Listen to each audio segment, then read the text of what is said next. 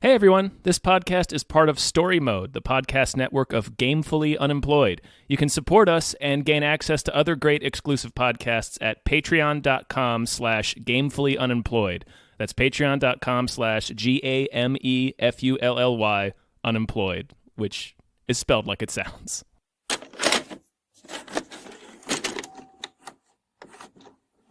Hi everybody! Hello everyone! My name is David Bell. I'm Tom Ryman. And we just watched Marriage Story. Marriage Story. Marriage Story. The meme movie. The meme. We're going to talk about that, but yes, The meme movie. What I love about Nicole, she is a mother who plays, really plays. What I love about Charlie, he loves being a dad. He loves all the things you're supposed to hate, like waking up at night. She knows when to push me and when to leave me alone. He never lets other people keep him from what he wants to do. Dad, you're too far. I know. It's not easy for her to close a cabinet. He's incredibly neat. She's brave. He's brilliant. He's very competitive. I don't know why I always feel the need to justify our choices, because Jumanji's out this weekend. Yes, Jumanji's a huge movie that's out this weekend. Yeah, we're having a busy weekend, and this was a movie of contention on the internet, so it seemed like a good candidate also, though. Yeah. So I guess that brings me to my question. Tom, how did you like Marriage Story? I thought it was very good. Me too. Yeah. I liked it. Yeah, it's real good. Okay. Let me amend this. Okay. Because I do think it's very good. It's a genre that I don't tend to like. So I will also say I thought it was very good. I thought it was very stressful. Like a lot of scenes or me just being like, oh God, I just feel like the third wheel in this relationship. But I thought it was very good. I mean, in terms of the filmmaking and the story, it's the performances and the story. Yeah, it's good. You're right. It is a genre. Well, I don't know why I was going to say that. It's a genre that doesn't usually. These kind of movies are hard to get made. Yeah, which is probably why this is a Netflix film. Yeah, because it's just a very small drama about two people getting a divorce. But so it's weird. Like it's sad, but it's not as brutally sad as you might expect. No, and that's I think that's part of the point. And that's part of the point. Yeah, Noah Baumbach, the writer-director, I think he referred to it as like a love story through the lens of divorce, and that makes sense. The idea is that in the end, they still love each other. Is the idea is they never stop loving each other throughout. They just. Like they're a good team, and the movie does that. They show you the moments where you want them. There's points where you're like, I want them to get back together, but that's not going to happen. That's not going to happen. Yeah. And it's just kind of about the ugliness of that process, because it's very amicable. There's no bad guys. I've seen. The issues I've had with a lot of the critiques on Twitter is. I've seen a lot of people just say, I haven't seen Marriage Story, but here's what I think. And it was that's weird. It's a lot of that, like people hearing that it's autobiographical. To a degree, yeah. It's about Noah Baumbach's divorce from Jennifer Jason Leigh. And I've seen people be like, I haven't seen Marriage Story, but of course he's made himself the hero of the movie because he's a genius. And it's like, you gotta watch the movie. Yeah, you gotta watch the movie, man. He's not the hero of the movie. He cheats on her. And he's very. There's no bad guy, and he is. There is no bad guy, but it's clear that he is wrong about specific things. Yes, and I'd say he's more wrong. I took her side more, but it's also they like balance it out where like I'm on her side, but then you feel more bad for him a lot of times because she's like fine at the end, She's in the final scene of the film with the divorce has been finalized. Right to the final. Oh yeah. It's fine. We can. Well, this is kind of like I said. It's not a brutally sad movie, but the subtext in the final scene is kind of devastating. Right. Because the final scene is he's going to his ex-wife's. What's his name? His name's Charlie. Her name's Nicole. So Charlie's going to Nicole's house to do trick-or-treating with them and their son Henry. And Nicole, her new boyfriend, and her mom and her sister and Henry are all dressed up as the Beatles from Sgt. Pepper's, which leaves him out because that's all 4 Beatles. So he's just going to dress as a ghost. Yeah, so he's just a ghost. He's haunting a ghost. Them. Yep. He's not in the band. He's just a ghost. Yep. And as they're all getting ready, they all go into different rooms and shut the door. And he looks over at the pictures on the wall. He used to be in all of them, and now he's gone. Yeah, at the end he's definitely like, his son likes him, but he's not family. No, he's not in the family anymore. Yeah. And it is sort of his fault because it is on her side of it. Basically, he is, because the idea that he's like some genius, it's like, it's not quite that. Like the plays he's making are not something I personally would go watch. And I feel like they did that on purpose. They made it real artsy. I think the average viewer watches and they're like, what, for those fucking plays? Who gives a shit? And it's the idea that he's got these people in New York who like treat him like a god, and he's a genius and he's the center of attention. And this whole time she's just sort of been waiting to start her own thing. Right. She's been fueling his career and he's sort of not been receptive to that. Yeah. It's like he was very focused on himself and just couldn't conceive that his wife would want to do something other than their theater company in New York. Right. And so like at the end he does move to LA, but yeah, it's like it's not too late, but it's like, yeah, you're pushed out of this. Mm-hmm. And I guess again, there's no bad guy or good guy, so I wouldn't say it's completely his fault. It's just that's what makes it good, is that's like, it is what it is. It just sort of happens. Yeah. The way it happens. I'd say he's more at fault just because he cheated on her. Well, he cheats on her. It's revealed when they've already been separated, kind of. Oh, is it? Yeah, he says I had already been sleeping on the couch at that point. Oh, it's like he said we didn't have sex for a year. Right. So yeah, it is just like, this is why I found this stressful, because I've like, if you've ever like lived with a couple that were in the process of breaking up. Like, I've been the couple that's in the process of breaking up several times. It's just for sure. But it's just like the long, awful breakup where everybody's an idiot because it's just people guided by their emotions, and so they're just doing the stupidest things. And I guess that's the meme scene is sort of the meme scene, which it's going around where people are like, these two guys are nominated for Golden Globes and look at this scene. And out of context. And even partially even in context, it's silly. Even in context, it's kind of a bad scene. Well, okay. The worst I will say that watching the film, because that scene comes kind of towards the end. Yes. It's kind of the climax. Kind of, yeah. Because up to that point, they hadn't really lost their tempers at each other or anything. Right. But like the yelling and stuff, like that all, it didn't feel weird. It didn't feel as performative watching it in the context of the whole film. But man, nothing can make him punching the wall look good. Well, isn't that the point though? I guess what I'm saying is that it's also undignified is part of the point. And so when he punches the wall, he's not a badass, is the point. Like, at no point watching the film do you think that like either of them are in physical danger of the other. Oh no. And that's kind of it, is that it's like that's the most violent he gets, and it's still this awful punch.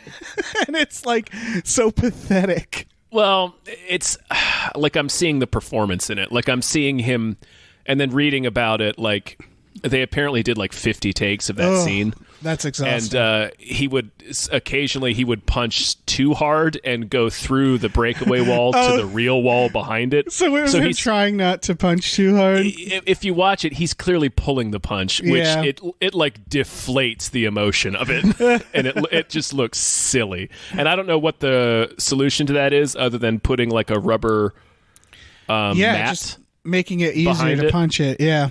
Right, so that if he can just punch as hard as he fucking wants to, and if his hand goes through the drywall, it's going to hit a mat. Right, and we always hear these stories of, like, fucking Foxcatcher, what's his name there? Channing Tatum. When he punched himself bloody. Yeah, and it's just like, we shouldn't expect actors to do that. Like, yeah, that's a great performance, but... That's a great film. You know, they're at work, so give them a pad, for Christ's sakes. Best scene, I think, is when that lady comes over to watch him with his son, and he cuts his arm open. He cuts his fucking arm. That was amazing. That was so... and he, like, collapses on the kitchen floor. Oh, my God. It's great, because you know that lady is, like... She's just looking for, like, obvious signs of dysfunction. Right. You know? And he's just can't... He's just so nervous. And she's also... his arm open. She's also very odd. Yes, yeah, that's the other thing. She's also... It's like talking to a brick wall. Right. She's kind of an alien. Yeah. So... But yeah, for people who haven't watched it... This is the knife trick. It's just like a thing I do with this knife I have on my, you know, like I'll pretend to cut my arm, but I'll retract the blade like right before I do it. And it's like this little X-Acto knife. So like he does it, and it's like he has slashed his arm open. Like it's like a suicide cut. That's what's amazing about it. It's like it's such a disturbing cut. I like how they do it because he does it, and you can sort of see before either character notices, like, oh, he did it for real. Like he doesn't even notice. And I've had cuts like that, you know, when you cut yourself and you don't even feel it. Oh yeah, yeah. And it's so bad, and then it's dripping onto the floor while he's trying to get her out of there.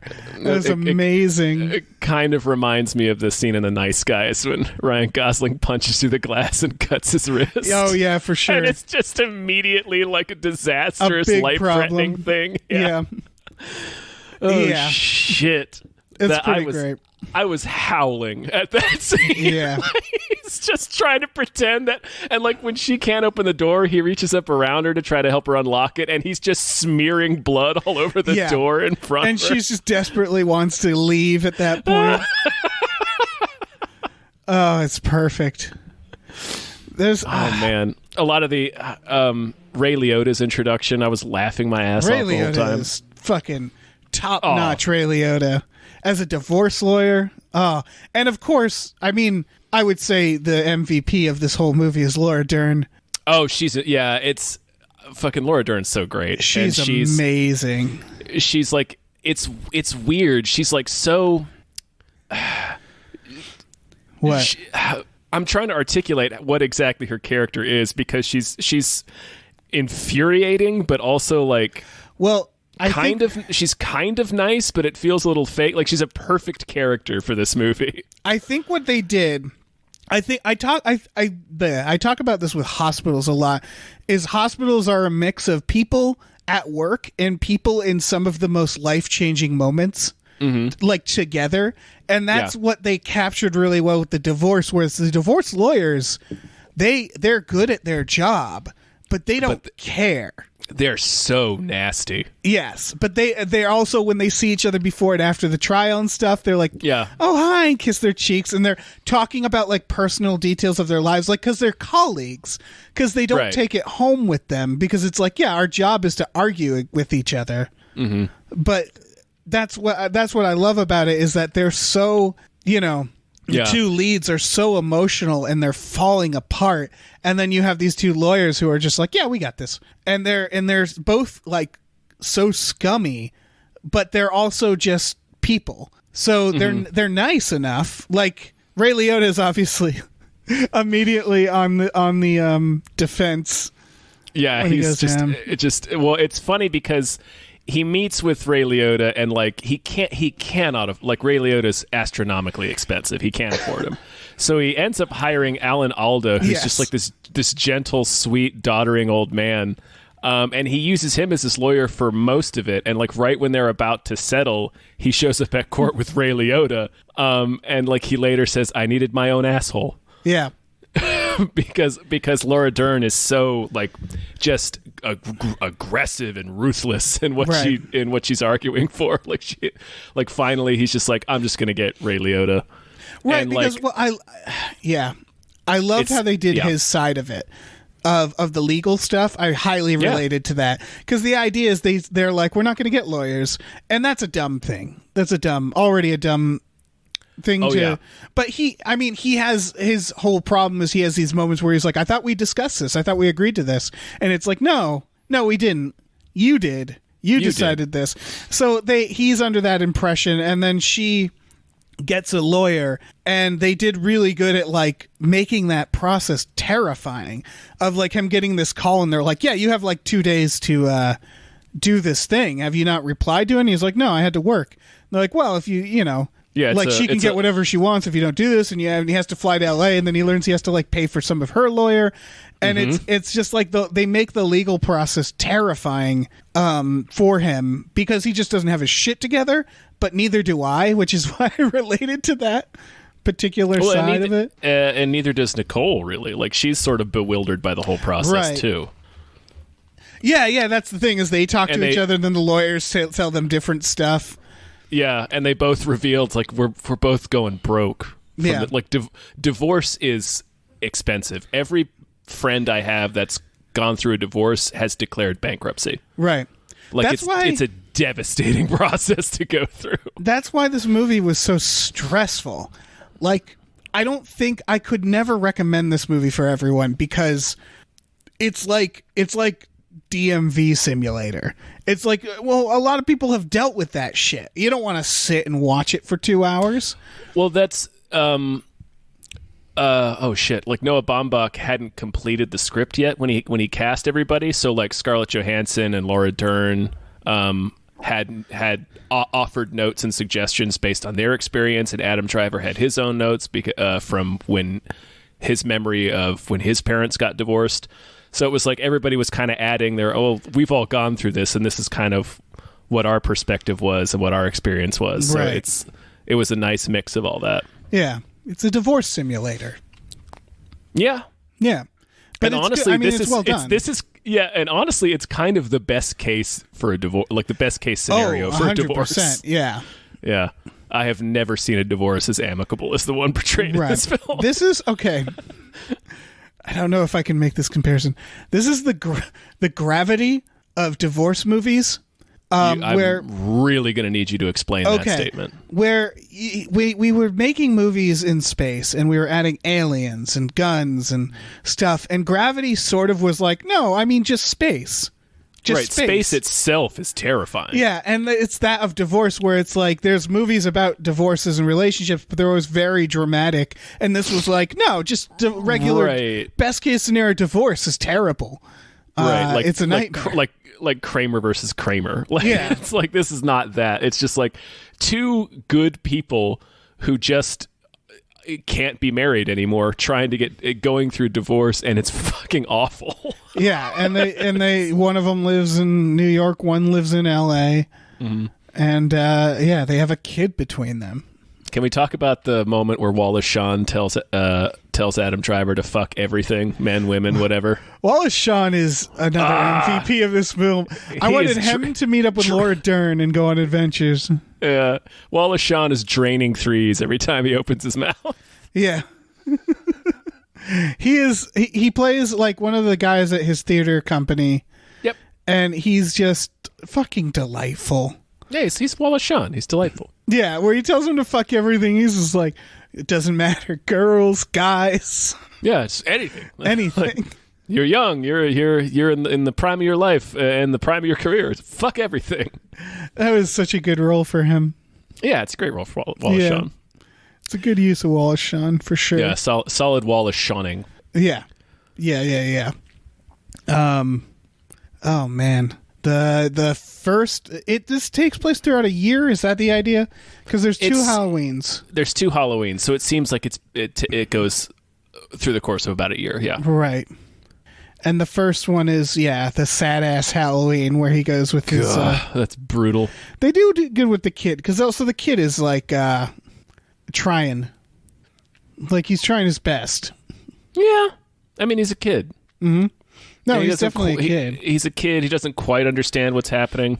Mm-hmm. He seems to have like a little bit of a learning disability. Really? Well, he's 8 years old. Oh, he has trouble reading, right? Yeah, he's 8 years old and he can't really read. They give him the arc because the movie begins with each of them writing a letter. Yes. About what they like about the other one, which is in the trailers. And I liked. Oh, that was. See, this tipped off. I thought like the one thing they do at the beginning that tips the scales a little bit is Adam Driver says that Scarlett Johansson's very competitive. They show her losing at Monopoly, and she's like playfully competitive. Mm-hmm. And then she says the same thing about Adam Driver, and they show it again, and it's Adam Driver like really seriously competitive. Really getting mad. Yeah. Yeah. And I liked that as just setting it up, which is that like, I don't know, he seemed slightly more oblivious. Again, it's hard. It's not about choosing sides, but right. It's all things that she mentions. Like she mentions he tends to get lost in his own world. Yeah. And she mentions he's undaunted in pursuing what he wants. So it's like he is selfish, not maliciously so, but he just is so focused on what he wants to do that he didn't really think about her. What she wanted. He just assumed that she wanted the exact same thing as him. And then, of course, she never really spoke up about it. Like, she would try to talk about maybe spending some time in L.A., but she never really... So there's, like, validity when they're having their big blow-up, and Charlie says, no, you were happy until you weren't. Like, you wanted this until you just didn't anymore. Yeah, and they do... From his perspective, that's kind of true, but it's just because it's not literally true though. Because it's just because she never really spoke up about what she wanted. I was gonna say there's stuff where they do it two ways. Where there's stuff that they do have discussed that then she's like, I never discussed that, and there's stuff that they didn't discuss that she says that about. Again, they do a good mix where it's like, I don't know, just people. Yeah, they're just people, and they're both good people. Like there is no bad guy in this movie. No, and when they bring in the other guy, when she starts dating again, like that guy is a nice guy. He seems nice, and he seems to get along with Adam Driver, and like that's what makes it. It's painful, but it's like it's a very painful movie for that reason, because the last scene is him as a ghost. And then they're all like saying goodbye, and like, the ex or the new guy says to Adam Driver, like, yeah, I'll email you that article we talked about, and like, so they like clearly have had some sort of like connection where they're like, they've like bonded over something, they're all adults, and so in that way, it's like, again, this movie it kept my interest the whole time. Oh, yeah. It had no business catching my interest because I was like, when is the kid going to wish his dad can't lie anymore? And then, like, Adam Driver can't lie, and he's got, like, he has to do a wacky thing. Or when is Adam Driver going to become Santa Claus? Right. When is Adam Driver going to become Santa Claus? To recapture his son's love. Yeah. When is the lightsaber coming? Do you think... Yeah. Who do you think would win in a fight, Black Widow or Kylo Ren? Kylo Ren. Really? Because of the lightsaber and the Force? Because of the fucking Force, yeah. Yeah, okay, that's fair. He's a dark wizard from space. All right, well, hold on. No, it's not fair to say, what if we give her the Force? Because then that's not Black Widow. Mm-mm. But what if Black Widow... Okay, what if it's Adam Driver? What if it's Kylo Ren versus the Avengers? He'd probably lose. Yeah, he'd be a good Avengers villain. He'd be a good Avengers villain, but like a guy like Thor. Yeah, or like Hulk. But Thor would do the Force lightning, and he could put up his lightsaber. I think that would be a close one. Yeah, I mean, he's still just a man once you get through his sword and his magic. So like, all Thor really needs to do is collapse his ribcage with Mjolnir, that's true. Thor's a literal god. That's fair. He's got magic out the ass plus a big ass hammer. All right, what about Kylo Ren versus Black Widow and Hawkeye? Kylo Ren. Yeah. I knew it before I even asked it. He would just choke Hawkeye's stupid ass from 100 yards away. Give him the old Hawkeye choke. Yeah, he would Skype them before the battle and just strangle Hawkeye over TV. That's true. That's fair. Yep. They do have nods to both of that. Like the son sleeps in Marvel sheets, and oh my goodness, they do. And in the beginning, when it's going through Adam Driver's list of what he loves about Nicole, and he says she's always in the mood to play, and it shows her playing with the son. They're playing with Star Wars action figures. Are they? Does she have a Kylo Ren? I didn't notice. Okay, that's cute. That's a cute way of doing this. Yeah. Yeah. Yeah. I don't know. Why are people not liking this movie? I don't know. I think it's, people are super not on board with Scarlett Johansson right now. Yeah, and for good reason. Yeah, because of the dumbass things she's been saying over the past couple of years. Yeah. But she does a good job in this. The part where there was, I get why both of them wanted to do this, because there's the part where she's like talking to Laura Dern, and it's this oneer where she like goes into the bathroom and she's crying, and it's all very human. Like actors don't get to act like this just regular. Well, I believe this is intentional because Charlie is a theater director, and Nicole spent most of her career acting on stage in his theater company. The film is shot most of the time like a stage play. Oh yeah, where it's like single room sets or very small sets that are either oneers or extended takes that have a lot of movement and blocking and stuff in them. Yeah, for sure. So yeah, I think I can see why this would appeal to in terms of like the craft portion of it. I see why that would appeal to an actor. Oh yeah, for sure. There's nothing about this film that's like, hey, look at what we're doing behind the camera. It's all just like it's focused on, it's all performance based. It's all performance. Everything else is it's what it needs to be. Which isn't to say it doesn't have style, but the style is kind of just taking a step back for the actors. Mm-hmm. Yeah. There's been some kind of heat for, just that meme, that scene going around. People like, these two actors got Golden Globe nominations. I'm like, they did. Watch the movie. Yeah, and like when he they I sure think did. People couldn't understand why. Because I think the idea is Kylo Ren, when he's yelling at Black Widow, like he's mad at what he said to her. Is the idea is why he loses his shit. Like I think people didn't understand what was being said as it related to him like punching the wall and curling up and stuff. Mm-hmm. And it's like it's the idea is I think he considers himself the most in control, and he ultimately is the one who loses control the most. Right, he has no control over this process. Like I guess that's why I think of him as why I keep taking Black Widow's side is because all that happens at the end, in terms of not in terms of the marriage, but in terms of their relationship, is it balances. Is like at the end he shows up and she's like, "Oh, I got a nomination for my show for directing." Directing, and he's like, "Oh, that's great!" Like he's happy for her, but you can tell it's like it stings. But all that's happened is she's just found herself in her career. Mm-hmm. Like she just had to break away, and now she's his equal. And she had to, in order for her to do that, she had to kick him to the curb. Yeah, I assume because it seemed like she was the one who was.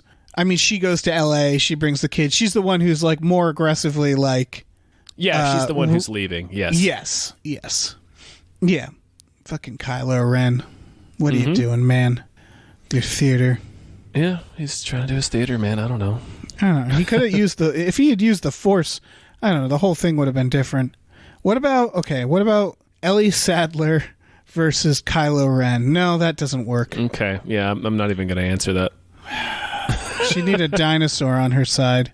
Yeah, or some poisonous ferns from the Cretaceous. Yeah. What about Ellie Sattler versus, what's Ray Liotta's character in Goodfellas?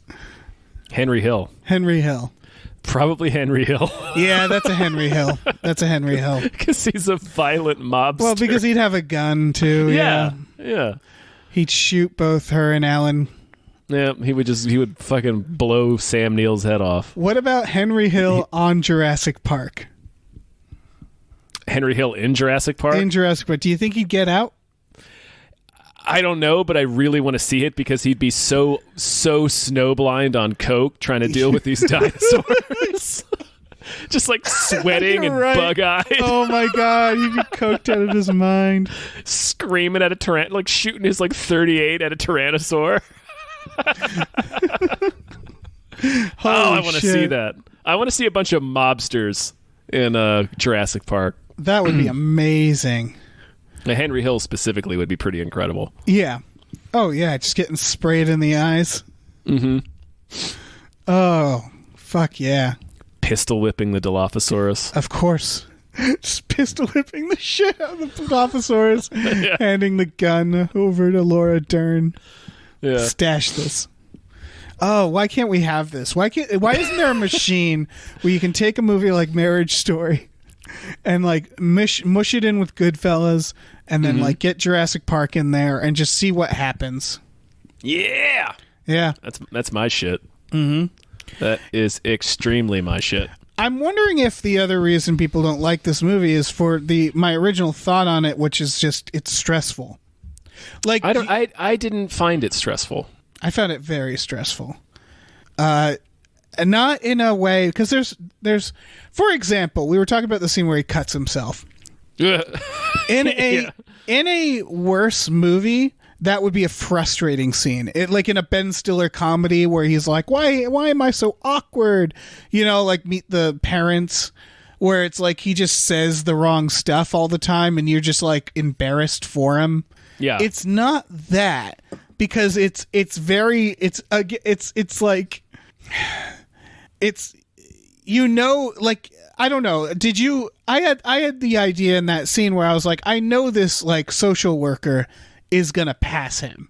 Oh like, yeah. I know that he's more stressed than he should be. So you're just laughing at him because you know like while she's a weirdo, she's not like freaking out at anything. And it's like it's very clear and obvious what kind of like household she's in. And ultimately that thread leads to nothing. It's just there's a lot of that, I feel like.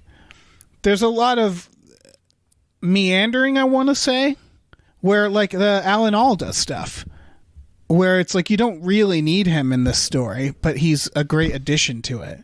Mm-hmm. Yeah. And they do stuff where he's like, let me tell you a joke. And he starts telling a joke and Kylo Ren just like looks at the clock. He's like, I'm sorry, Bert, am I paying for this joke? Yeah.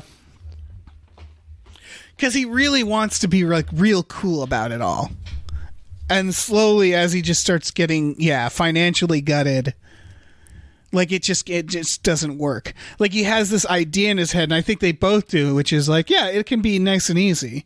And then I wouldn't even say the climax is them in the apartment. I feel like the climax was them in court where all the little things are coming out. Yeah. Because being weaponized by the two lawyers. Yeah, because they do a thing where you're watching them in earlier scenes and it's stuff where like he shows up and the car seat isn't attached properly and she helps him attach it. And it's it's a very human thing. It's like, oh yeah, he didn't quite get the car seat right. And then later they're like hanging out and they're both drinking because they're going through the divorce and she's having trouble getting down the stairs. Like she just kind of trips a little and she's like, oh, I guess I'm a little drunk. And they say something like, can you imagine how many times our parents were drunk when they were handling us? Because it's true. It's like, it's all little parent stuff. And then in court, those are weaponized as like, she's an alcoholic and he's not like, it's funny. And he's unsafe. Yeah.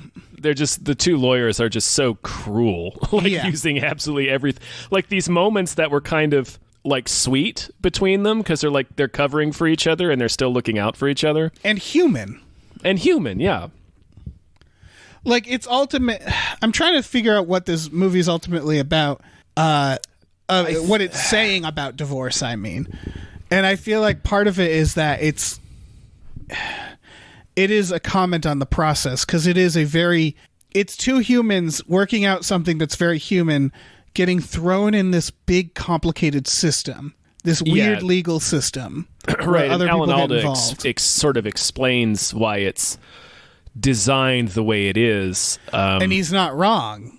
He's not wrong, but it's a very draconian system in a lot of ways.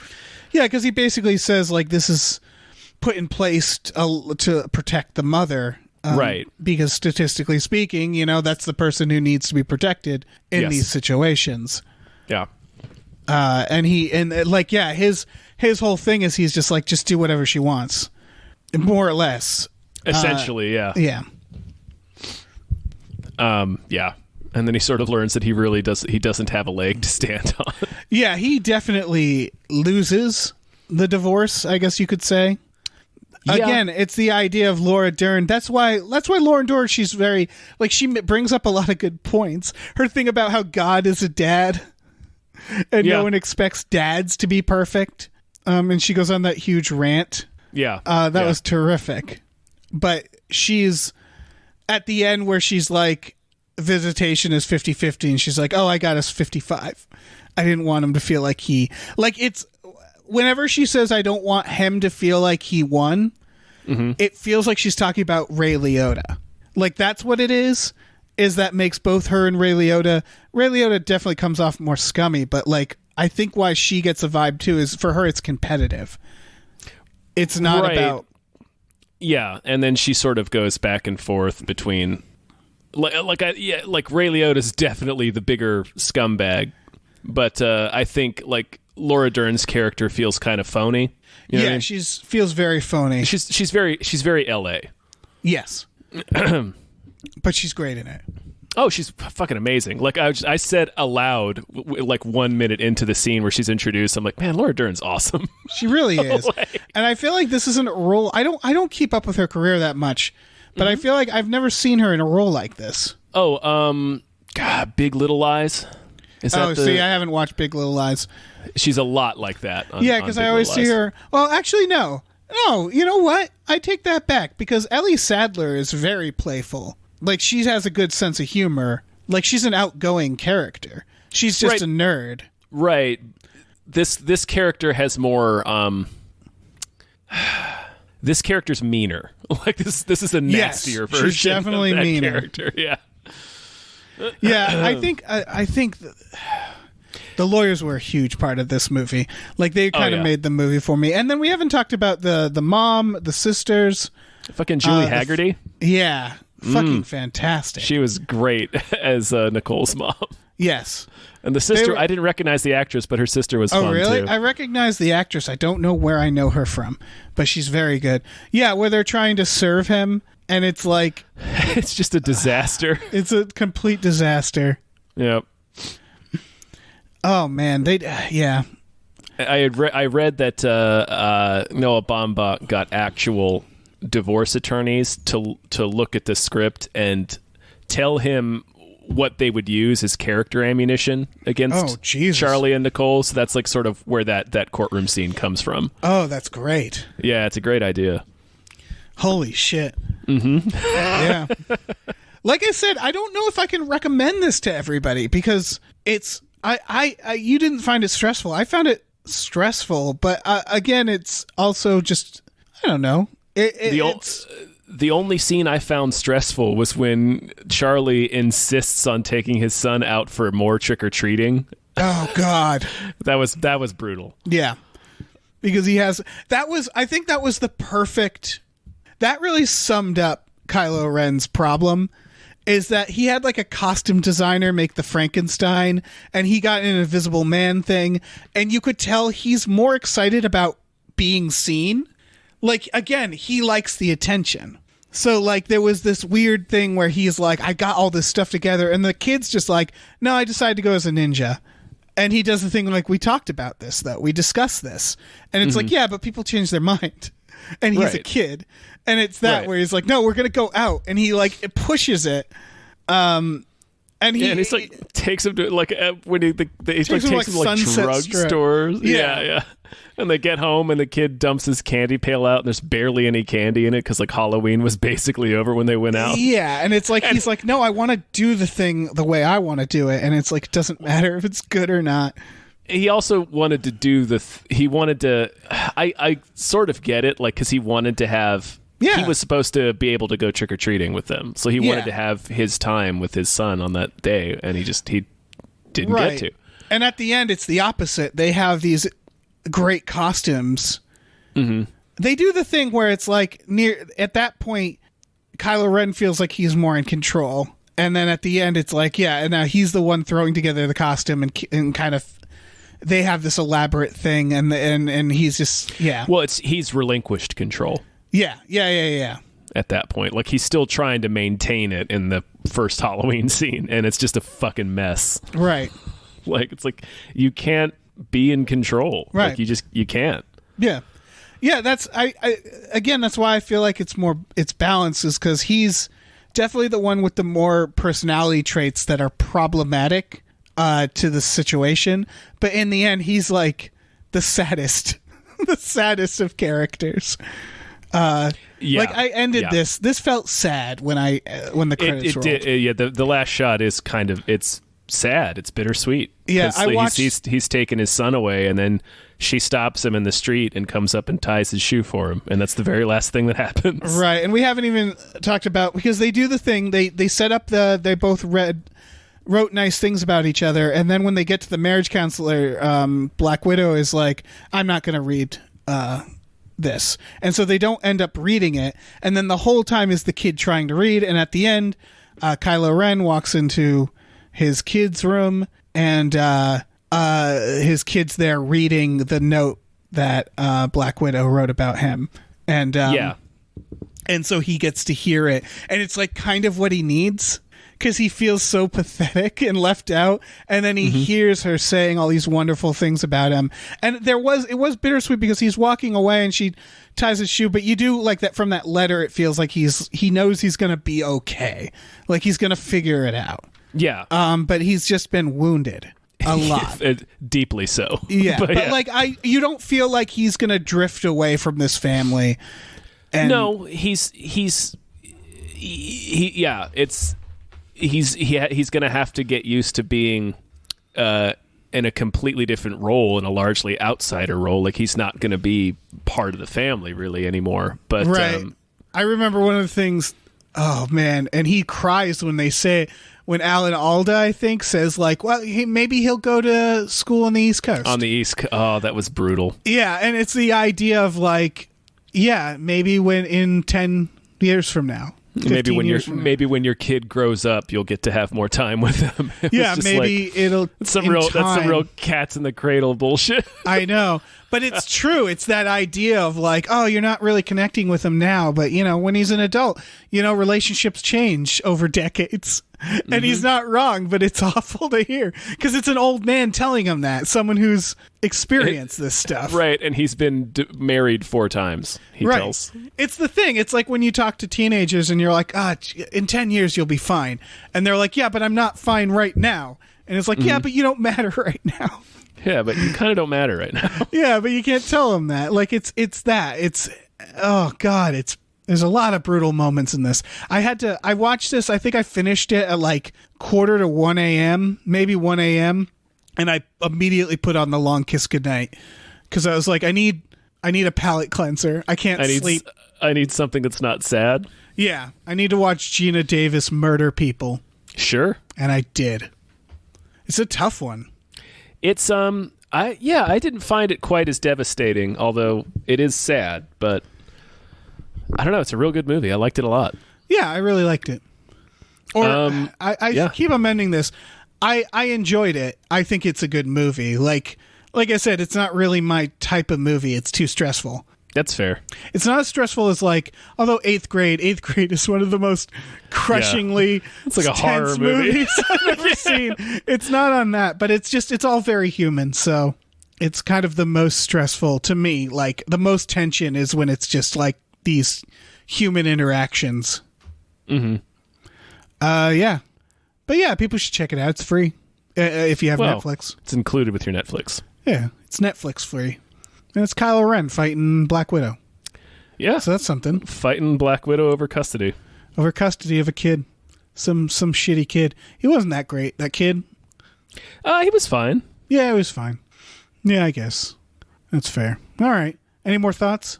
No, I think that's a sode. All right. Thanks, everybody. We did Thanks it. for listening. Thank you, guys. Yeah. Yeah. What a delight.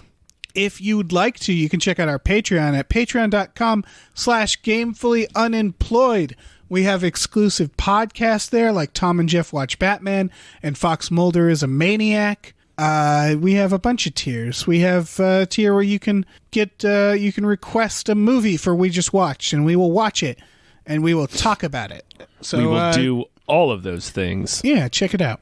We also have a store, tpublic.com/stores/gamefullyunemployed, where you can check out t-shirts, stickers, mugs, posters, all kinds of great, awesome stuff. Yeah. Just for you and your face. And check out Star Wars. Are we covering Star Wars? I think we decided to cover Cats. Oh, I don't know, man. We kind of have to see Cats. Yeah, I think we do. That's the movie of the month. That's the movie of the holiday. Mm-hmm. Everybody's going to be talking about Cats. Yeah, it's going to be on the tip of everyone's tongue. Mm-hmm. Yeah, let's see some sexy cats. They're sexy, right? Yeah, I mean, they're played by sexy way people. Fuckable cats. Like, it's not the cat part that's sexy. It's the there's attractive people playing cats. I don't want to fuck a cat.